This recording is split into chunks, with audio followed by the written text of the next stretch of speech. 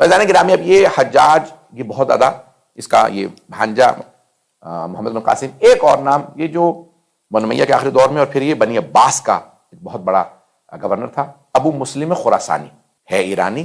شیخ مطہری کہتے ہیں کہ اگر ایرانیوں میں کسی کے ظلم کے اور خون کے اندر ہاتھ بھرے ہوئے دیکھنے تو ابو مسلم خراسانی کو، بنو امیہ کے کہنے پہ، بنی عباس کے کہنے پہ اس نے 4 لاکھ لوگوں کو مارا ہے۔ جو بھی بنی عباس کا مخالف ہوگا اس کو مار دو، اور اس کے اندر زیادہ تر کون تھے؟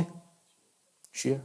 یہ اس زمانے میں ہجرتیں ہوئیں، اور لوگ ہجرت کر کر کے، اگر آپ دیکھیں گے گجرات، پاکستان کا گجرات ایک ہندوستان کا گجرات ہے، پاکستان کا گجرات جو پنجابی ہمارا بیلٹ ہے بالکل انڈین بارڈر پہ، کشمیر اور انڈیا، وہاں اکثر سادات جو ہیں وہ اہل سنت تھے۔ کیوں؟ تقیہ کے ادوار میں وہ آئے، اپنے بچوں کو بتا نہیں سکتے تھے کہ ہم لوگ اہل بیت کے ماننے والے ہیں، ہم سید ہیں، بس خاموش رہتے تھے۔ پھر بعد میں آج وہاں پہ چلے جائیں تو اکثریت آج شیعہ ہے۔ اسی طرح سے کشمیر میں آپ چلے جائیں، بہت سے لوگ کہتے ہیں بھئی یہ سنی سادات کیسے ہیں، یعنی اہل سنت کے اندر۔ برا لگے گا، بہت سے حضرات سن رہے ہوں گے، میرے سے خود کراچی میں ایک سید صاحب ملے، اہل سنت تھے، کہنے لگے مولانا مجھے صرف ایک ہی بات پہ میں حیران ہوتا ہوں کہ میرے اجداد سب بتاتے ہیں کہ ہم سید ہیں، اور امام زین العابدین علیہ السلام کی نسل سے ہمارا بھی شجرہ موجود ہے، مجھے یہ سمجھ میں نہیں آ رہا کہ میں آپ لوگوں سے جدا کہاں ہوا ہوں۔ تو یعنی یہ جو تقیہ کا دور آیا کہ جہاں پہ لوگ اہل بیت سے ہٹ گئے، اہل بیت کے راستے سے ہٹ گئے۔ میری باتیں بری تو نہیں لگ رہی؟ یہ پوری تاریخ ہے ہماری۔ فیضان گرامی، آپ اسی طرح سے دیکھتے چلے جائیے گا۔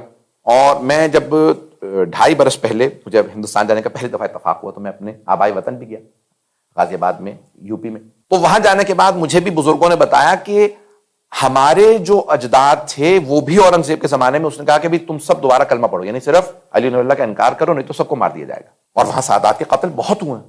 مغلوں کے زمانے میں سادات کو مارا گیا، سب ادوار میں نہیں لیکن کچھ ادوار میں اگر آپ دیکھیں گے تو بے انتہا ہندوستان کی تاریخ میں آپ کو ملے گا کہ انہوں نے سادات کے قتل کی۔ میری باتیں برے تو نہیں لگ رہی ہیں؟ یہ سب ہوا ہے، شیعوں کو مارا گیا۔ تو وہ بتانے لگے کہ ہمارے اجداد سے کہا بھی آپ لوگ اعلان کریں کہ آپ لوگ سنی سید ہیں، نہیں تو آپ کو سب کو مار دیا جائے گا۔ تو کہا سب نے میٹنگ بلائی، جو چند 100 گھر تھے، یہ چند جس نے بھی رہے ہوں گے اس زمانے میں، تو کہا کیا کیا جائے؟ تو کہا کہ اب یہ ہمیشہ تو زندہ نہیں رہے گا، جب تک اس کا دور ہے ہم خاموشی سے گھروں میں چھپ کے مجلسیں کر لیں گے۔ تو اعلان کر دو کہ ہاں ٹھیک ہے ہم لوگوں نے سنی مذہب اختیار کر لیا۔ جب باہر جاتے تھے تو پھر کیا کرتے تھے کہ جہاں جہاں بادشاہوں کے جاسوس بیٹھے ہوتے تو ہاتھ باندھ لیتے تھے، گھروں میں آ کے پھر دوبارہ نمازیں دہراتے، تکرار کرتے، چھپ کے مجالس ہوتی تھی۔ اسی ہندوستان کی تاریخ میں ایک ایسا دور گزرا ہے، یعنی برصغیر پاک و ہند کے دور میں، کہ لوگوں نے چھپ چھپ کے مجالس کی۔ لوگ کھل کے مجالس نہیں کہا۔ آپ صرف سمجھتے ہیں کہ بغداد میں ایسا ہوا، عراق میں ایسا ہوا، بنو امیہ بنی عباس کے زمانے میں ایسا ہوا، نہیں، خود ہمارے اس ملک کی اس تاریخ میں اگر آپ دیکھیں گے تو چھپ کے لوگ مجالس کرتے تھے، کھل کے مجالس نہیں کر سکتے تھے۔ یہ آپ کو معلوم ہے؟ چند افراد کو تو معلوم، باقی سب خاموش بیٹھے۔